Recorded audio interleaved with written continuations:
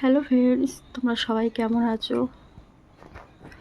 আশা করি সবাই খুব ভালো আছো।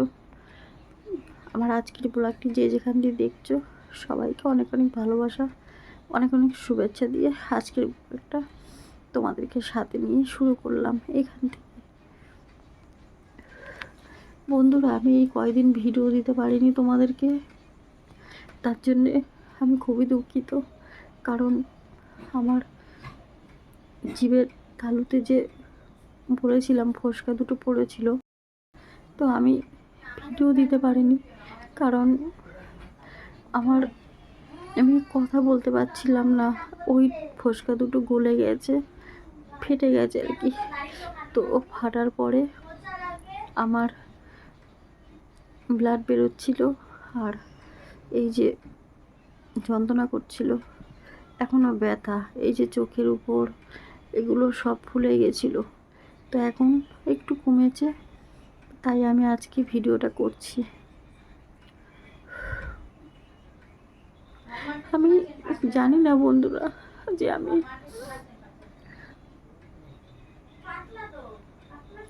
আমার কষ্টটা এতটা তোমাদেরকে বলে বোঝাতে পারবো না। এত কষ্ট হচ্ছে আমার গলায়। ডাক্তারকেও বলেছি, কথা বলেছি ডাক্তারের সাথে, কিন্তু ডাক্তার বলছে যেহেতু ইনফেকশনটা এখনো কমেনি, সময় লাগবে। মাত্র 4 ভাগের 1 ভাগ কমেছে। তো ইনফেকশনের থেকে এইগুলো হচ্ছে, ভিতরে জিভের উপরে গোটা গোটা মতন হয়ে গেছে। ওটা হওয়াতে আর আমি বসতেই পারছি না। এই কয়দিন 4-5 দিন আমি দাঁড়াতেও পারিনি, বসতেও পারিনি, কিচ্ছু খেতে পারিনি। কারণ আমার গলার এই এত খারাপ অবস্থা। আর মাথা প্রচণ্ড ব্যথা, যন্ত্রণায় দেখো, এগুলো দেখো চুল উঠে পুরো ফাঁকা হয়ে গেছে একদম। তো কি করব? তাই আমি আজকে আমি জানি ভিডিওর অপেক্ষা করে থাকো, আমি ভিডিও না দিলে তোমরা বুঝতে পারো না। আমি একদম ভিডিও করার অবস্থায় ছিলাম না এই 4-5 দিন। আমার এর আগে বন্ধুরা যত কষ্টই হয়েছে, আমি কিন্তু ভিডিও দিয়েছি তোমাদের, কিন্তু এই 4-5 দিন আমার এখনো পুরোপুরি ঠিক হয়নি। এই দেখো ফোলাটাও বেড়েছে। তো ভিডিও করার মতন অবস্থাও ছিলাম না, ছিল না অবস্থা, তাই আমি ভিডিও একদম করতে পারিনি। আমি জানি আমার চ্যানেল একদম ডাউন হয়ে গেছে,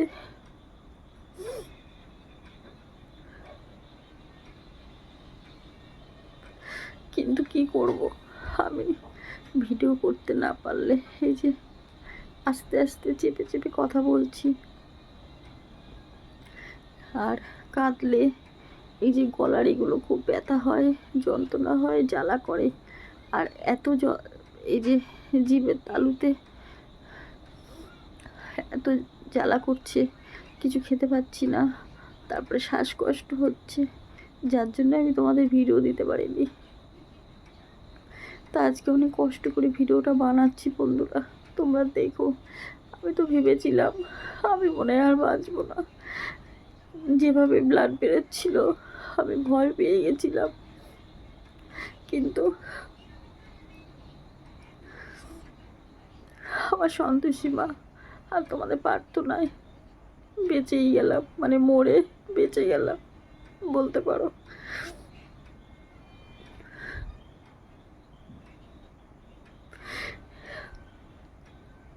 মনে হচ্ছিল যে আমি আর বাঁচবো না বন্ধুরা।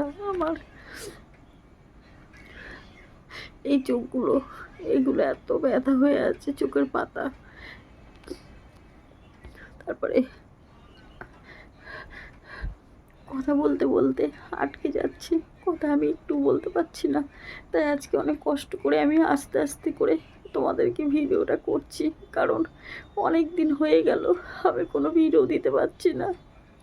আর এইভাবে যদি ভিডিও না দিতে পারি তো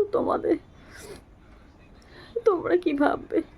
আর তার থেকে যেটা বড় কথা, তোমরা আমার নিজের, আমার ফ্যামিলি। আমি তোমাদেরকে আমার নিজের মা বাবা সব ভাবি, কারণ আমার যে নিজের বলতে কেউ নেই, কেউ নেই বন্ধুরা, আমার কেউ নেই। আমি সবসময় একটা কথা বলি, আমার মা বাবা ভাই বোন কেউ নেই, আমি একা, আমি আর আমার মেয়ে।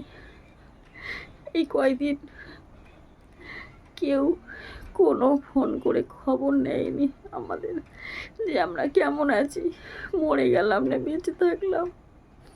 এখনো পর্যন্ত কোনো দিন ফোন করে খবর নেয় না আমার মা বাবা। ভাই বোন তো অনেক দিন আগেই বন্ধ করে দিয়েছে ফোন করা।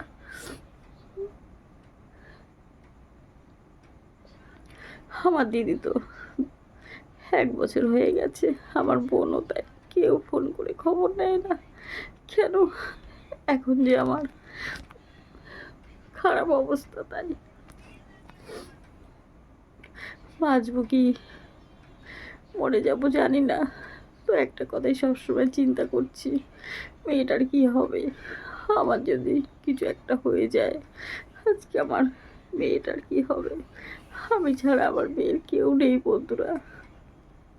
তোমাদেরকে বলি, তোমরা এই যে আমাকে কমেন্টগুলো করো, তাই আমি কমেন্টগুলো পড়ে বাঁচার আশা জাগে বলে এই কয়দিন আমি ভিডিও দিতে পারিনি। একইভাবে বিছানায় পড়েছিলাম,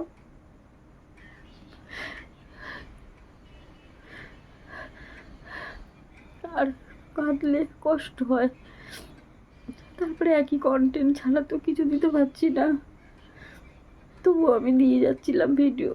কষ্ট হলো, কিন্তু এই কয়দিন আমার এমন অবস্থা, আমি ভিডিওই দিতে পারিনি। আমার চোখ মুখ দেখছো একদম সাদা হয়ে গেছে, দেখো একটু রক্ত নেই। ডাক্তার বলেছে খাওয়া দাওয়া করো, আমি তো খেতেই পাচ্ছি না। কালের মধ্যে যেটা হয়েছে ওটা আগের থেকে একটু কমেছে। একজন বলেছিল, একটা কাকিমা বলেছিল যে ফিটকারি দিয়ে কারিল করেছিলাম আমি, কিন্তু করাতে যন্ত্রণাটা বেড়ে গেছে, এই জন্য আর করতে পারছি না। ওটা যেহেতু ফেটে গেছে তো যন্ত্রণা করছে, এই জন্য আর করতে পারছি না। আর তোমরা যে আবার হৃদয়ের সাথে জুড়ে গেছো কিভাবে, আমি ভাবি বন্ধুরা। আজকে সোশ্যাল মিডিয়ায় এসেছিলাম দেখে তোমাদেরকে পেয়েছি, কেন আমার নিজের বলতে তো কেউ নেই। আর তোমরা এত ভালো যে আমাকে ফোন করে খবর নিয়েছো আমি কেমন আছি। রুনিসাও কাকিমা আমাকে খবর নিয়েছে যে আমি কেমন আছি।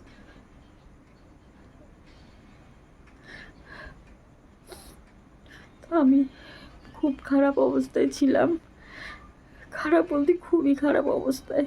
এই আজকে একটু উঠেছি, তাই কথা বলছি তোমাদের সাথে। এই কয়দিন আমি একদম কথা বলার মতন অবস্থায় ছিলাম না।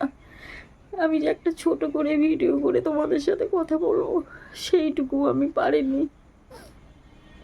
মেয়েকে বলেছিলাম একটু ভিডিও করে দিতে, মেয়ে মেয়ে তো আমার এই অবস্থা দেখে মেয়ে খুব কান্নাকাটি করছে, মেয়েও ভেঙে পড়েছিল।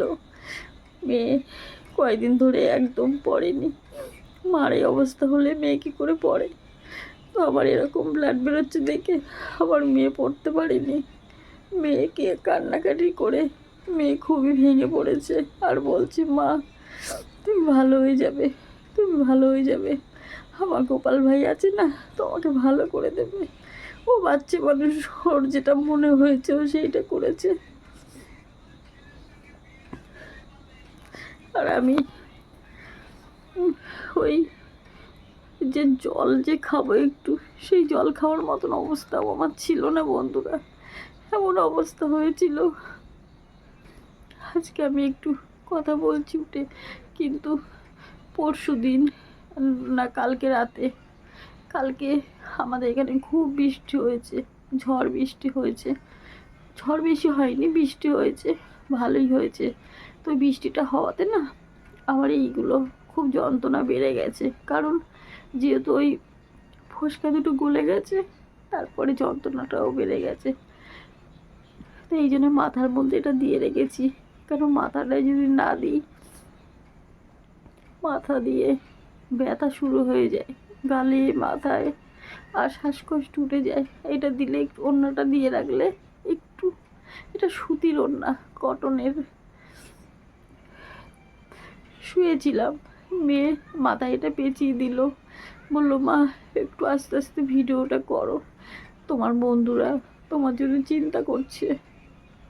আমি বললাম ফোনটা দিয়ে দে, আমি একটু ভিডিও করে বলি, কারণ আমি জানি তোমরা আমার নিজের, আমার ফ্যামিলি, তোমরা আমার জন্য একমাত্র যদি কেউ চিন্তা করে শুধু তোমরা বন্ধুরা, তোমরা ছাড়া আমার জন্য কেউ চিন্তা করে না।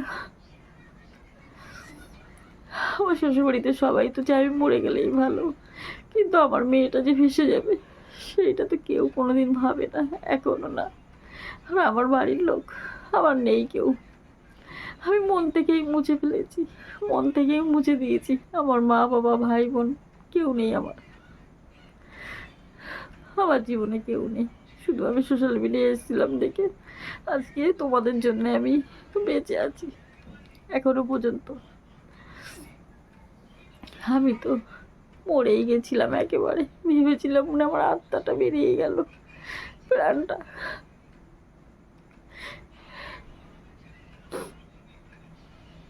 একটু একটু করে মেয়ে বসে বসে গালের মধ্যে হালকা উষ্ণ গরম জল ঢেলে ঢেলে দিয়েছে, কোনো রকমে গিলেছি।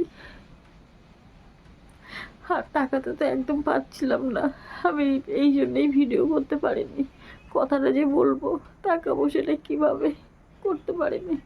তো যাই হোক বন্ধুরা, আমি এখনও তো বেশি কথা বলতে পারছি না, তাই ভিডিওটা এখানে শেষ করছি। সন্দেশী মা যদি ভালো রাখে ভিডিও দিতে পারবো, তোমরা সবাই প্রার্থনা করো আমি যেন সুস্থ হয়ে যেতে পারি, ভালো হয়ে যেতে পারি। আর একটু সাপোর্ট করো, আর্থিক সাহায্য যে যেটুকু পারো করো, কারণ খাবো যে সেই খাবারটা তো কিনতে হবে, সেইটুকু কোথায় পাবো।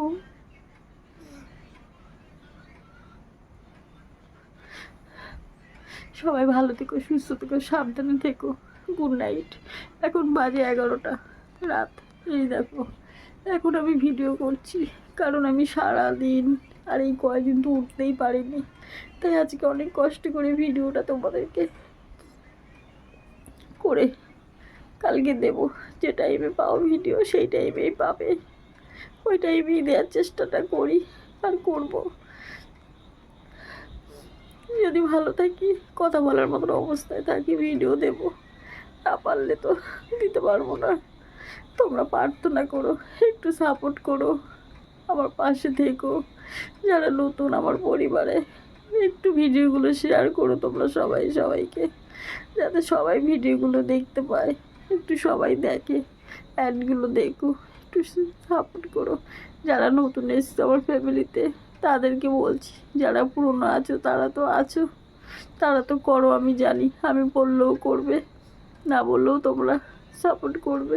কেন তোমরা এত ভালো, এত মনের ভালো ভালো মানুষ। আজকে তোমাদের ভালোবাসায়, তোমাদের সাপোর্টে আমি এইখানে আছি আর তোমাদের সাথে কথা বলতে পারছি। তোমরা যদি আমাকে আর্থিক সাহায্য না করতে আমি তো ওষুধ খেতেই পারতাম না। Good night.